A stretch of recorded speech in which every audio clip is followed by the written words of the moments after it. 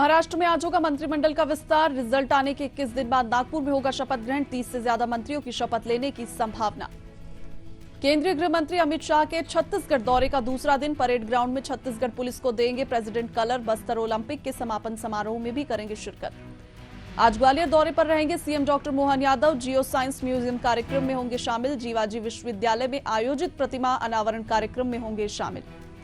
कल से शुरू होगा उत्तर प्रदेश विधानसभा का शीतकालीन सत्र। शीतकालीन सत्र में हंगामे के पूरे आसार। सुचारू रूप से सदन चलाने के लिए आज होगी सर्वदलीय बैठक।